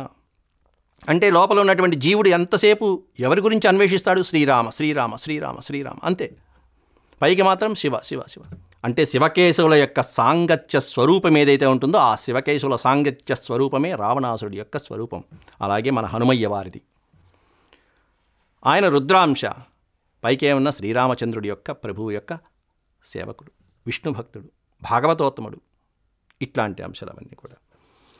ఇక్కడ ఇంకొక నిదర్శనం ఇంకోటి కూడా చెప్పుకోవచ్చు దీనికి. అంటే రావణాసుడి యొక్క అంతరాత్మని ఆవిష్కరిస్తున్నాం మనం సమయానుకూలంగా. తెలుసుకుంటూ ఉంటే దానికి బట్టి ఉదాహరణ కూడా చెప్తాను. రావణాసురుడు సీతమ్మని అరణ్యకాండలోంచి తీసుకొచ్చినటువంటి ఒక ఘట్టాన్ని వాల్మీకి మహర్షి చాలా సుందరంగా, అత్యంత సుందరంగా వర్ణించారు. జగ్రాహ రావణ సీతాం బుధకం రోహిణీమివా అని వర్ణించారు. అరణ్యకాండలో 49వ సర్గలో 16వ శ్లోకంలో ఉంటుంది. జగ్రాహ రావణ సీతాం, రావణాసురుడు సీతాదేవిని ఎలా తీసుకొచ్చాడంటే బుధః కం రోహిణీమివ అంటూ, బుధః ఖం రోహిణీమివ, రోహిణీని బుధుడు పట్టుకుని వచ్చినట్టుగా, ఆకాశంలోంచి పట్టుకుని వచ్చినట్టుగా అలా పట్టుకుని వచ్చాడు అని చెప్పి వర్ణించారు వాల్మీకి. బుధుడికి రోహిణికి ఉన్నటువంటి సంబంధం ఏమిటంటే, రోహిణి యొక్క కుమారుడు బుధుడు, చంద్రుడికి రోహిణీ నక్షత్రం భార్య అయితే వారిద్దరికీ జన్మించినటువంటి సంతానం బుధగ్రహం. అట్లా రోహిణి బుధః అనేటువంటి ఆ సంబంధం ఏదైతే ఉందో అది తల్లికి కుమారుడికి పుత్రుడికి ఉన్నటువంటి సంబంధం. ఆ తీసుకురావడం కూడా ఎలా పట్టుకొచ్చాడు అంటే, సీతమ్మని రథంలో కూర్చోబెట్టినటువంటి సందర్భంలో కూడా వామేన సీతాం పద్మాక్షీం మూర్ధజేషు కరేణ సహ ఊర్వోస్తు దక్షిణేనైవ పరిజగ్రాహ పాణినా. ఆవిడ శిరోభాగం దగ్గర పట్టుకున్నాడు ఒక చెయ్యి ఎడమ చేత్తో, కుడి చేత్తోనేమన్నా ఆవిడ మోకాలు కింద ఉన్నటువంటి భాగాన్ని, పాదం పైన ఉన్నటువంటి భాగాన్ని పట్టుకుని మెల్లగా అలా తీసుకొచ్చి, మనం ఉత్సవమూర్తుల్ని మనం ఎలా అయితే జాగ్రత్తగా తీసుకొస్తామో అలా తీసుకొచ్చి రథంలో కూర్చోబెట్టాడండి. ఈ సంబంధం చాలదు, ఒక తల్లిని తీసుకొచ్చినట్టుగా తీసుకొచ్చాడు. అంటే వాడి ఆత్మ ఆ సీతాసాధ్వి మీద ఉన్నటువంటి సంస్కారం అక్కడ తెలిసిపోవట్ల. అదే వాల్మీకి మహర్షి కూడా చెప్పింది. బుధగ్రహం అనేటువంటి ఆ గ్రహము తల్లి అయినటువంటి రోహిణిని తీసుకొచ్చినట్టుగా తీసుకొచ్చాడు. కానీ పైకి మాత్రం ఈ సంస్కారం ఉంటుంది. ఈ విధంగా మొత్తం ఈ సర్గలో, సుందరకాండలో రావణాసుడి యొక్క ఘట్టమంతా కూడా ఈ విధంగా పైకి ఒక రకంగా, అంతరాత్మలో ఒక రకంగా కనిపిస్తూ ఉంటుంది. ఇంకా చెప్పాలంటే ఈ లంకానగరంలో అనేకమైనటువంటి భవనాలు ఉంటే ఎక్కడా ఏ భవనంలోనూ పెట్టకుండా వనంలోనే చెట్ల కింద ఈ అశోకవనంలో ఎందుకు పెట్టాడు? లోపల పెట్టచ్చు కదా, దానికి కూడా కారణం ఉంది. బయట పెడితే ఆ వనాలలో పెట్టడం వల్ల కావలసినటువంటి రక్షణ పెడతాడు. ఆకాశంలో వెళ్తున్నప్పుడు ఏ గంధర్వులో, యక్షులో, కిన్నరులో, గంధర్వులో, మహర్షులో, సప్తర్షులో, ఏ పశుపక్షులో, జటాయువు లాంటి, సంపాత లాంటి ఏ పక్షులో ఏవో ఎవరైనా చూసి ఇదిగో ఈవిడ సీత కదా అని చెప్పి గమనించి రాముడికి ఎవరైనా సమాచారం ఇస్తారేమో అనేటువంటి ఉద్దేశంతో బహిరంగంగా అశోకవనంలో పెట్టడం జరిగింది ఆయన. అలా కూడా చెప్పుకోవచ్చు. విశ్లేషిస్తే ఈ విధమైనటువంటి అవగాహన కలుగుతూ ఉంటుంది మనకి. పైగా సీతాదేవి చుట్టూ రక్షణ కవచం పెట్టాడు. ఎట్లాంటి రక్షణ అండి ఇది? ఆ రాక్షస స్త్రీలు, అది కూడా ఓ రక్షణేనా? అదే ఆ రక్షణ అంటే ఎట్లాంటి వాళ్ళని పెట్టాడు? అందరూ వృద్ధులు, ఆ వృద్ధ రాక్షసుల్ని పెట్టాడు అక్కడ. పెట్టినటువంటి వాళ్ళు ఏమైనా బలం కలిగినటువంటి వాళ్ళ? అందరూ అంగవికారం కలిగినటువంటి వాళ్ళే, అందరూ అంగవికారంగా ఉన్నారు. వృద్ధ రాక్షసుల్ని పెట్టాడు. ఇదే రక్షణ కవచం అంటే. కాబట్టి రక్షణ కూడా పెద్దగా లేదు. అంటే హనుమంతుల వారు వచ్చినా కూడా ఆయన యొక్క కార్యానికి ఎటువంటి భంగము కలగనటువంటి రక్షణ వ్యవస్థని సీతాదేవి చుట్టూ పెట్టాడు. అందులో భవనాలలో కూడా పెట్టకుండా అశోక వనంలో పెట్టాడు. ఈ విధంగా రావణాసుడి యొక్క అంతరాత్మ ఏ విధంగా ప్రతిఫలిస్తుంది అనేటువంటిది మనం ఇన్ని రకాలైనటువంటి ఉదాహరణలో చెప్పుకోవచ్చు. ఆ తర్వాత రావణుడు సీతమ్మతో సంభాషించినటువంటి చివరి మాటల్లో కూడా చివరికి వెళ్తూ చంద్రుడితో సమానమైనటువంటి దానా ఓ సీత అని అన్నాడంటే అక్కడ చంద్రుడితో పోల్చాడు. అష్టమీ చంద్ర విభ్రాజ దళిక స్థల శోభిత అనేటువంటి లలితా సహస్రనామ స్తోత్రపరంగా కూడా రావణాసుడి యొక్క ఆత్మ చేసినటువంటి అమ్మవారి యొక్క స్మరణే గుర్తొస్తుంది తప్ప ఎక్కడ విమర్శ గుర్తురాదు. ఇట్లా సర్గలో ఉన్నటువంటి వర్ణన అంతా కూడా అమ్మవారి యొక్క పూజా పుష్పాలుగానే సమర్పించాడు తప్ప పైకి ఒక అర్థము లోపల మరొక అర్థంతో పూజా పుష్పాలే అట్లా సమర్పించాడు. రావణాసుడు వెళ్ళిపోయిన తర్వాత ఇక రాక్షస స్త్రీలు ఎవరైతే ఉన్నారో వాళ్ళు పరుషమైనటువంటి వచనాలు పలికారు. అక్కడ రకరకాల పరుష వచనాలు అంటే ముందు మంచి మాటలతో సామోపాయంగా రాక్షసుడైనటువంటి రావణాసుడికి సీతమ్మ లొంగేట్టుగా ప్రవర్తించడానికి వాళ్ళు రకరకాలుగా ప్రయత్నాలు చేశారు. అక్కడ మేము చెప్పినట్టు వింటావా లేదా, వినకపోతే నిన్ను సంహరించేస్తాం, చంపేస్తాం అంటూ ముందుకు కూడా వచ్చారు. అట్లా రకరకాలుగా భయపెడుతూ ఉంటే సీతాదేవి ఒకటే మాట, మీరు నన్ను చంపినా సరే, చంపితే చంపేసేయండి, ఎట్లాగో 2 నెలలు గడువు పెట్టాడు. ఆవిడ భయపడినటువంటి ఆ పరిస్థితిని దాదాపుగా వాల్మీకి 2 సర్గలు వర్ణించుకుంటూ వచ్చాడు. ఏ విధంగా విలవిల్లాడిపోయింది ఆ తల్లి యొక్క మనస్సు. పైన ఇవన్నీ ఎవరు చూస్తున్నారంటే హనుమంతుడు చూస్తున్నాడు. ఇంతమంది రాక్షసులు ఒక్కొక్కళ్ళు ఒక రకంగా భయపెడుతున్నారే, వీళ్ళందరినీ ఏం చేయాలి? దిగంగానే అదే మాట అంటాడు, అమ్మ ఒక్కసారి నువ్వు పర్మిషన్ ఇస్తే వీళ్ళందరినీ చంపేస్తానంటాడు. ఎందుకంటే ఆ మాటలు స్వయంగా విన్నారు స్వామి. కానీ ఇలాంటి వాళ్ళని కూడా, ఈ రాక్షస స్త్రీలను కూడా కరుణతో కనికరించినటువంటి హృదయం సీతమ్మదేవి యొక్క హృదయం. అది వద్దు నాయనా, వాళ్ళందరూ రాజు చెప్తే చేసినటువంటి వాళ్ళు అంతే, వాళ్ళలో ఏ దోషము లేదు. త్రిజట స్వప్న వృత్తాంతంలో కూడా త్రిజట అదే పలుకుతుంది, మమ్మల్ని కనుకరించమ్మా, నువ్వు మా నువ్వు మాకు క్షమాభిక్ష పెడితేనే మేము బతుకుతాము, లేకపోతే బతకలేము అని కూడా ఆవిడ అంటుంది అక్కడ ఆ మాటల్లో కూడా. అవి మనం చెప్పుకుంటాం. ఆ తర్వాత ఆ భయపడుతూ సీతాదేవి అనేక మంది పతివ్రతలు ఎవరైతే ఉన్నారో ఆ పతివ్రతల్ని స్మరించుకుంటుంది. ఇన్ని కష్టాలు పడుతున్నారు. నిజంగానే పతివ్రతలు అనేటువంటి వాళ్ళు ఎన్నో కష్టాలు పడినటువంటి వాళ్ళే. అన్ని కష్టాలలో కూడా ధర్మబద్ధంగా నడుచుకుంటూ పతినే ఆదర్శమూర్తిగా, పతినే ప్రత్యక్ష దైవంగా ఆరాధించి వాళ్ళు ఆ స్థానంలో ఉన్నారు ఇప్పటికీ ఆదర్శప్రాయంగా. అటువంటి పతివ్రతా శిరోమణుల్ని ఒక్కసారి స్మరించుకుని నమస్కారం చేసుకుంది. ఎలా అంటే యథా శచీ మహాభాగా శక్రం సముపతిష్ఠతి. ఒక 3 శ్లోకాలు మనకి అర్థం ఉన్నా లేకపోయినా మీకు అర్థమవుతూ ఉంటాయి. ముందు వాళ్ళ యొక్క నామస్మరణ చెవిలో పడితే పుణ్యం అని చెప్పి నేను ఆ శ్లోకాలు చదువుతున్నాను. యథా శచీ మహాభాగా శక్రం సముపతిష్ఠితం అంటే శచీదేవి శక్రుడు అంటే దేవేంద్రుడు. వారి యొక్క అన్యోన్య దాంపత్యంలాగా మేమిద్దరం కలిసిమెలిసి ఉండాలి. అరుంధతి వశిష్టం చ రోహిణీ శశినం యథా. ఇక్కడే రోహిణీ శశి అని చెప్పుకున్నాం. ఇందాక మనం చెప్పుకున్నాం. అంటే చంద్రుడు రోహిణితో కలిసినట్టుగా వాల్మీకి అదే ప్రస్తావించారు. రావణాసుడు సీతాదేవిని తెచ్చినప్పుడు ఇందాక మనం చెప్పుకున్నాం. అక్కడ చంద్రుడి భార్య అయినటువంటి రోహిణిని కుమారుడైనటువంటి బుధుడు తీసుకొచ్చినట్టుగా తీసుకొచ్చాడు. అంటే సీతమ్మని కుమారుడు తీసుకొచ్చినట్టుగా తీసుకొచ్చాడని చెప్పుకున్నాం. మరి అట్లాంటప్పుడు రావణాసుడు ప్రతినాయకుడు అవుతాడా? అది కాబట్టి ఇక్కడ కూడా అరుంధతి వశిష్టం చ రోహిణీ శశినం యథా లోపాముద్రా యథాగస్త్యం సుకన్యాచ్యవనం యథా. లోపాముద్రాగస్యులు అలాగే సుకన్యాచ్యవనులు. సావిత్రీ సత్యవంతంచ కపిలం శ్రీమతీ యథా సౌదాసుం మదయంతీవ కేశినీ సగరం యథా నైషధం దమయంతీవ భైమీ పతిమనువ్రత. ఇలా పతివ్రతామతలులందరినీ స్మరించి నేను కూడా ఇంత కష్టకాలంలో కూడా నా భర్త అయినటువంటి శ్రీరామచంద్రుడి మీదే మనసు నిలిపి అన్య మనస్కులు కాకుండా ఇంకా వేరే ఇతరుల మీద మనసు వెళ్ళకుండా శ్రీరామచంద్రుడిని ఆరాధించాలని దండం పెట్టుకుంది ఆ పతి. అంటే సీతాసాధ్వే ఈ విధంగా పతివ్రతల్ని స్మరించింది అంటే సామాన్యుల పరిస్థితి ఇంకేం చెప్పాలండి? ఎంతసేపు స్మరించాలి, ఏ విధంగా స్మరించాలి? అట్లా ఎంత భయపెట్టినా రాక్షస స్త్రీలు ఆవిడ మనసుని నిగ్రహించుకుంటూ చివరికి రాక్షస స్త్రీలు ఒక్కొక్కరు ముందుకొచ్చేశారు. ఇలా తిందామా సీతని, ఈవిని ఇలా తిందామా, ఇలా పీక్కు తిందామా, ఈ భాగాన్ని తీసి తిందామా అనే రకాలుగా భయపెట్టేస్తున్నారు. ఓ పక్కన వారి చర్యలకు సీత దీనంగా ఏడుస్తూ విలపిస్తూ అలా కూర్చుని రాముణ్ణే ఆలోచించుకుంటూ అప్పుడు ఓ మాట అంటుంది ఆ బాధలో, ఏమిటయ్యా రామా, ఆ అరణ్యంలో 14,000 మంది రాక్షసుల్ని నా కళ్ళ ముందు సంహరించావే. రెండే రెండు గడియల్లో 14,000 మంది రాక్షసుల్ని అలా సంహరించేశాడు. సీతాదేవి లక్ష్మణుడు ఓ పక్కన గుహలో ఉంటారు. లక్ష్మణస్వామి సీతమ్మకి భయం కలగకుండా ఓ పక్కన వస్తే ఒకే ఒక్కడు శ్రీరామచంద్రుడు ఒక్కడే అంతమంది రాక్షసుల్ని కొట్టిపారేశాడు. అట్లాంటి నీకు సముద్రం దాటి ఇక్కడికి రావటానికి ఇంతకాలం పట్టిందా? ఇంత సమయం అవసరమా నీకు అనేటువంటి అద్భుతమైనటువంటి 14,000 మంది రాక్షసులను చంపినటువంటి తీరు ప్రత్యక్షంగా చూసింది ఆ సాధ్వి. అటువంటి పరాక్రమం చూసి ఆశ్చర్యపోయి అట్లాంటి వీరుడైనటువంటి నీకు ఇంత గడువు అవసరమా? సాగరాన్ని దాటడం ఎవరికైనా అసాధ్యమే, కానీ రామబాణానికి అసాధ్యం కాదు కదా అని చెప్పి ఒక మాట అంటుంది అక్కడ. ఎవరికైనా అసాధ్యమే కానీ రామబాణానికి అసాధ్యం కాదు. ఎవరి రామబాణం? వచ్చేశాడు, వచ్చి పైన కూర్చున్నాడు చెట్టు పైన రామబాణం. మనం మొదటి రోజు చెప్పుకున్నాం ఈ రామబాణం ఎవరయ్యా అంటే హనుమంతుడి రామబాణం. నేను రామబాణంలాగా వెళ్ళి తిరిగి వస్తానని చెప్పి అంగదాదులకి హనుమంతుడు అదే మాట ప్రయోగించాడు. ఇక్కడ సీతాసాధ్వి కూడా అదే మాట అంటుంది. అంటే ఇప్పుడు సీతాదేవి ఇక్కడ ప్రయోగించినటువంటి శ్లోకం ఎవరికండి? హనుమంతుడికి ఇండైరెక్ట్ కొట్టినట్టుగా. ఏమిటి ఇంతకాలానికి వచ్చింది రామబాణం, ఇంత ఆలస్యమా అన్నట్టు కదూ. కాబట్టి అంటే ఓ హనుమ ఏమిటయ్యా ఇంత ఆలస్యం చేశావు, నీకు అసాధ్యం అనేటువంటిది లేదు కదా అనేటువంటిది ఒక ఇండికేషన్. అంటే ఇక్కడి నుంచి సీతాదేవి పలికేటువంటి మాటలన్నీ త్రిజట స్వప్న వృత్తాంతం ఇవన్నీ కూడా ఇండైరెక్ట్గా హనుమంతుడికి ఒక రకమైనటువంటి ఆలోచనని కలిగించేటువంటి వచనాలు. వాడుకుంటే బాగా వాడుకోవచ్చు హనుమయ్య ఇవన్నీ కూడా. నతు రాఘవ బాణానాం గతి రోధీహ విద్యతే. అంతేకాదు నేను ఇప్పుడు విలపిస్తున్నట్టే, నేను ఈ విధంగా ఏడుస్తూ ఉన్నట్టే తర్వాత లంకానగరవాసులందరూ కూర్చుని ఏడుస్తారు. దీంట్లో తిరిగే లేదు.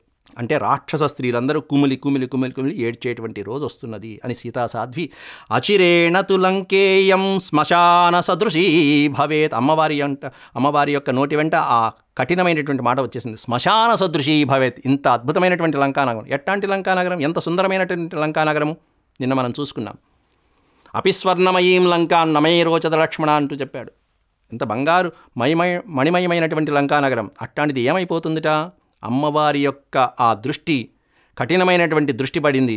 ఆవిడ నోటి వెంట ఆ మాట వచ్చేసింది. అచిరేణ తు లంక, అచిరేణ అంటే త్వరలోనే లంకానగరము శ్మశాన సదృశీ భవేత్, శ్మశానంగా మారిపోబోతున్నది అని చెప్పి ఆవిడ. అంటే శ్మశానంలాగా బూడిదలాగా చేయవలసినటువంటి కార్యక్రమం నెరవేర్చాలి అని ఎవరికి చెప్తుంది? పైనున్న రామబాణానికి, హనుమయ్యకి చెప్పినటువంటి సందేశం. అర్థమైంది అనుకున్నాడు, లోపల తల ఊపుతూ ఉంటాడు ఆయన, ఆ మహానుభావుడు, యోగ సాధకుడు కాబట్టి. ఇట్లా హనుమంతుడు రాక్షస స్త్రీల యొక్క పరుషవచనాలన్నీ విని వాళ్ళందరినీ చంపేద్దామనుకున్నా కానీ అమ్మవారి యొక్క ఆజ్ఞ లేదు. పైగా వచ్చిన కార్యం చెడిపోతుంది. నేను ఈ రాక్షస స్త్రీలని కొట్టినా, దండించినా, సంహరించినా ముందు ఆవిడ భయపడుతుంది, ఇదేదో మాయ అనుకుంటుంది మళ్ళీ. కాబట్టి ముందు అట్లా కాదు అని చెప్పి ఆలోచించుకొని పతివ్రతను స్మరించగానే ఆ బలంతో సీతాదేవికి కష్టాలన్నీ తొలగిపోయాయి. ఇందా ఎవరెవరైతే పతివ్రతని ఆవిడ స్మరించిందో ఆవిడ కష్టాలు తొలగిపోయి శుభపరిణామాలు మెల్లమెల్లగా ఎదురవుతున్నాయి. అది ఆవిడే గమనించుకుంది. పతివ్రతామ తల్లుల్ని ఎప్పుడైతే అలా కీర్తిస్తామో, కీర్తించినటువంటి వెంటనే అటువంటి శక్తి కలుగుతుంది. ఇంకా చెప్పాలంటే సర్వపాపాలు పోగొట్టేటువంటి గంగానది కూడా ఒక్క పతివ్రత అయినా వచ్చి నాలో మునిగితే, ఇంతమంది మునిగినటువంటి పాపాలు ఇంతమందిని తొలగించేశాను, నేను పవిత్రమవుతానని కూడా గంగాదేవి కూడా అనుకుంటుందిట. అది పతివ్రతామ తల్లుల యొక్క గొప్పతనం. ఎందుకంటే గంగానది అంటే సమస్తమైనటువంటి పాపాలని ప్రక్షాళన చేయగలిగినటువంటి సర్వశక్తిమయమైనటువంటి మహాత్యం గంగానదికి ఉంటే, ఆవిడ కూడా అనుకుంటుందిట, ఒక్క పతివ్రత అయినా సరే వచ్చి నా గంగలో స్నానం చేస్తే నేను పునీతమవుతా కదా అని చెప్పి అలా అనుకుంటూ ఉంటుంది. ఇటువంటి కష్టమైనటువంటి సమయంలో త్రిజటా స్వప్న వృత్తాంతం అనేటువంటిది దర్శనమిస్తుంది. కవయిత్రి మొల్ల రాసినటువంటి రామాయణంలో కూడా చక్కగా దీనికి సంబంధించినటువంటి ఒక అంశం త్రిజట స్వప్న వృత్తాంతం. ఇంతమంది రాక్షస వనితలందరూ భయపెట్టుకుంటూ వస్తుంటే త్రిజట నిద్రలేచి అప్పటిదాకా నిద్రపోతూ ఉంది. తెల్లవారుజామున కదా నిద్ర వస్తూ ఉంటుంది వాళ్ళకి. నిశాచరులు రాత్రిపూట మేల్కొనే ఉంటారు. రావణాసుడు తెల్లవారుజామున మాట్లాడి వెళ్ళిపోయాడు. ఓ నిద్ర పీకింది, పైకి లేచింది. ఆ నిద్రలోనే కల వచ్చేసింది. ఆ కల రాగానే వెంటనే లేచి కలగంటిన్ వినుడింతులారా, వినుడు ఇంతులారా అంటూ, ఇంతి అంటే స్త్రీ, కలగంటిన్ వినుడింతులార మన లంకాద్వీపమీయబ్ధిలోపల వ్రాలన్, మన లంకానగరమంతా అబ్దిలో వ్రాలన్, సముద్రంలో మునిగిపోయింది సముద్రం అంతా. మన రావణేశ్వరుని శుంభద్రత్న కోటీరముల్ కలనన్కూల రఘూద్వహుండెలమితో గంధద్వీపం బెక్కి, అద్భుతమైనటువంటి తెల్లటి స్వచ్ఛమైనటువంటి ఏనుగు మీద, ఐరావతం లాంటి ఏనుగు మీద శ్రీరామచంద్రుడు లక్ష్మణ సమేతుడే, సీతా సమేతుడే అద్భుతమైనటువంటి విధంగా ఉత్తర దిక్కుని వెళ్తున్నట్టుగా, జ్వరకాంతిన్ విలసిల్లు సీతన్ కొనిపోవన్ మిన్నకే నిప్పుడే అంటూ మొల్ల రామాయణంలో అద్భుతంగా కీర్తించింది. అంటే ఆ త్రిజటా స్వప్న వృత్తాంతం వల్ల కలిగేటువంటిదంతా. దీన్నే వాల్మీకి వారు లంకా దృష్టా మయా స్వప్నే, మయా స్వప్నే, నా స్వప్నంలో లంకానగరాన్ని నేను చూశాను. ఎలా చూసిందిట? రావణేనాభిరక్షిత, ఇంతవరకు రావణాసుడి చేత రక్షించబడిన లంకానగరం అంతా ఎట్లా ఉంది? దగ్ధా రామస్య దూతేన, ఈ పదం చాలు హనుమంతుడికి. నెక్స్ట్ స్టెప్ ఏం చేయాలనేటువంటిది ఇండికేషన్ ఈవిడిచ్చేసింది త్రిజట. దగ్ధా రామస్య దూతేన వానరేణ తరస్విన, ఒక వానరం వచ్చి లంకానగరాన్ని దగ్ధం చేసినటువంటి విధంగా నేను స్వప్నంలో గాంచాను అని చెప్పి తెల్లటి దంతాలతో చేసినటువంటి పల్లకీలో, ఆ పల్లకీని కూడా హంసలు మోస్తూ ఉంటే, సుందరమైనటువంటి మాలలు ధరించినటువంటి రామలక్ష్మణులు, తెల్లటి స్వచ్ఛమైనటువంటి వస్త్రాలు ధరించినటువంటి సీతాసాధ్విని శ్రీరామచంద్రుడు తీసుకుని గ్రహించి ఆయన యొక్క ఒడిలో కూర్చోబెట్టుకుని వీళ్ళందరూ కలిసి మళ్ళీ పుష్పకం ఎక్కి అక్కడి నుంచి ఉత్తరం దిశగా వెళ్ళిపోవడం నేను స్వప్నంలో గాంచాను అని చెప్పి ఆ శ్లోకం యొక్క అంతరార్థాలు అవన్నీ కూడా. మరి ఈ రావణాసుడి పరిస్థితి ఎట్లా ఉంది? ఎర్రటి గన్నేరు పూల దండ వేసుకుని, దండ కూడా ఎర్రటి గన్నేరు పూల దండతో, ఎవరికి ఇస్తారా ఎర్రటి పూలు ఎర్రదండలు? ఎవరికంటే బలినిచ్చేటువంటి పశువుకి వేస్తూ ఉంటారు. అంటే వీడు బలి పశువు కాబోతున్నటువంటి బలి పశువు ఎవరై అంటే రావణాసుడు. ఎర్రటి వస్త్రాలు ధరించి నూనె తాగుతూ గాడిదల మీద వెళ్తూ దక్షిణ దిక్కుకు వెళ్తున్నట్టుగా నేను, అది కూడా ఎవరితో? కుంభకర్ణుడితో పాటుగా దక్షిణ దిక్కుకు వెళ్తున్నట్టుగా నేను కలగాంచాను అని చెప్పి ఆవిడ చెప్పడం జరిగింది. పైగా ఒక స్త్రీ నల్లటి బట్టలు కట్టుకుని రావణాసుడి యొక్క మెడకి తాడు కట్టి దక్షిణ దిశకి ఈడ్చుకుపోతున్నట్టుగా నేను కలగన్నానని కూడా స్వచ్ఛంగా చెప్పింది. పైగా రావణాసుడు పందిని, ఇంద్రజిత్తు ముసలిని, కుంభకర్ణుడు ఒంటిని ఎక్కి వెళ్తున్నారు.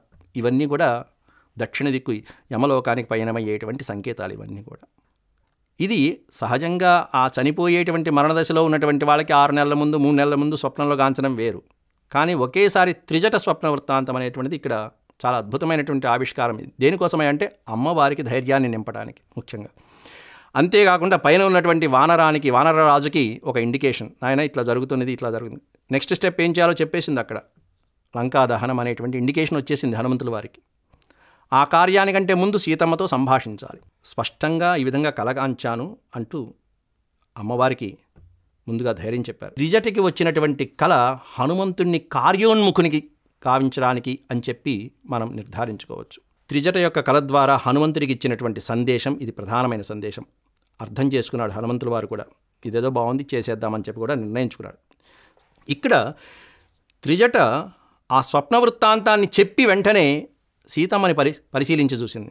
పరిశీలించి చూసేటప్పటికీ ఆ స్వప్న వృత్తాంతం చెప్పగానే ఈవిడలో ఉన్నటువంటి భాగాలు ఏవైతే ఉన్నాయో ఆ శరీర భాగాలు స్పందించడం అనేటువంటిది గమనించింది త్రిజట. ఆ సీతాదేవిలో ఉన్నటువంటి ఎడమ భాగం అదరటము అనేటువంటివి గమనించి ఇది శుభసూచకము. త్వరలో రాముడి యొక్క సంగమం కలగబోతున్నది, రాముడి యొక్క సమాగమం కలగబోతున్నది అనేటువంటివి వాటి అన్నిటికీ కూడా సంకేతాలు. ఈ విధమైనటువంటివన్నీ కూడా సీతాదేవి యొక్క ఈ సాముద్రిక లక్షణాలను కూడా పరిశీలించి త్రిజట స్వప్న వృత్తాంతానికి మరింత దోహదపడ్డాయి. త్రిజట చెప్పినటువంటి వాక్యాలతో రాక్షస స్త్రీలకి భయం పట్టుకుంది. అక్కడి నుంచి చుట్టూరా ఉన్నటువంటి రాక్షస స్త్రీలకి మరి ఏం చేయాలి? సీతాదేవికి ఏమైనా ఇటువంటి స్థాయి వస్తుందా? ఎందుకంటే త్రిజట వృద్ధురాలు కాబట్టి రావణాసుడికి ఇటువంటి స్థాయి, శ్రీరామచంద్రుడికి ఇటువంటి స్థాయి వస్తే మన పరిస్థితి ఏమిటి అని చెప్పంటే అప్పుడు త్రిజట వాళ్ళందరికీ కూడా అభయం ఇచ్చి మీరందరూ సీతాదేవిని శరణు వేడండి, ఆవిడ కరుణిస్తేనే మనం ప్రాణాలతో ఉంటాం అని చెప్పి వాళ్ళందరినీ కూడా అప్పటి నుంచి సీతాదేవి దగ్గర వినయ విధేయతలతో ఉండేట్టుగా చేస్తుంది త్రిజట స్వప్న వృత్తాంతం. ఇదంతా చూస్తాడు. ఆ తర్వాత కాసేపటికి అందరూ ఇక తెల్లవారుతూ ఉంది, పగటిపూట నిద్రపోయేటువంటి సమయం ఆసన్నమైంది. వాళ్ళు నిద్రపోతూ ఉండగా స్వామివారు పరిశీలించి జాగ్రత్తగా ఇప్పుడు సీతమ్మతో సంభాషించడమా లేదా వెళ్ళిపోదామనుకున్నాడు మరుక్షణంలోనే. కానీ ఇంత దూరం వచ్చాక సీతాదేవితో సంభాషించి ఆవిడికి తగినటువంటి ధైర్య వచనాలు చెప్పకుండా వెళ్ళిపోతే కార్యం చెడిపోతుంది. వెళ్ళగానే శ్రీరామచంద్రుడు అడుగుతాడు, ఏమయ్యా సీతాదేవి ఏం మాట్లాడింది, ఏమన్నా సందేశం ఇచ్చిందా అని రాముల వారు కూడా అడుగుతారు. కాబట్టి ఆవిడికి తగినంత మానసికమైనటువంటి ధైర్యాన్ని చేకూర్చి ఆవిడిచ్చినటువంటి సందేశాన్ని మనం తీసుకువెళ్తే అప్పుడు శ్రేయస్కరమని భావించి హనుమంతుల వారు ఏం చేశారు, ఎలా మాట్లాడారు, ఆవిడతో మాట్లాడితే ఒక బాధ, మాట్లాడకపోతే ఒక బాధ, ఎలా మాట్లాడాలి ఇవన్నీ నిర్ధారించుకోవడంలో కపివరుడు ఎంతగా తర్కించుకుని కిందకి దిగాడు. ఆ హనుమయ్యను చూడంగానే సీతాదేవి ఏ విధంగా స్పందించింది, భయపడిపోతుంది, ఉలిక్కి పడిపోతుంది. రావణాసుడేమో, రావణమాయేమో, రాక్షసమాయేమో అనుకుని భయపడిపోతుంది. అట్లాంటి ఆమెను ఏ విధమైన వచనాలతో ముందుగా తనకి తాను నిరూపించుకుని విశ్వసింపజేసుకుని విశ్వాసం కలిగేట్టుగా చేసుకుని తర్వాత రామగాథని 35వ అధ్యాయంలో శ్రీరాముల వారి యొక్క ఆపాదమస్తక వర్ణన చేస్తాడండి. ఇది అసలైనటువంటి సుందరాకాండ. సుందరాకాండలో ఉన్న అసలైన సుందరాకాండ 35వ అధ్యాయం రేపటి భాగంలో మనం చెప్పుకుంటాం. శ్రీరామచంద్ర ప్రభు యొక్క ఆపాదమస్తక విగ్రహ స్వరూప వర్ణన, అందులోనూ హనుమంతుల వారి యొక్క నోట పలికినటువంటిది. అది రేపు మనం ప్రస్తావించుకుందాం. అంతవరకు సెలవు. స్వస్తి ప్రజాభ్యాం పరిపాలయంతాం న్యాయేన మార్గేణ మహిం మహేషా. గో బ్రాహ్మణేభ్య శుభమస్తు నిత్యం. సమస్తలోకా సుఖినో భవంతు. సర్వే లోకా సమస్తా సుఖినో భవంతు. యదక్షరవద భ్రష్టం మాత్రాహీనం చ యద్భవేత్ తత్సర్వం క్షమ్యతాం దేవనారాయణ నమోస్తే. సర్వం సాయీశ్వరార్పణమస్తు. హరి ఓం.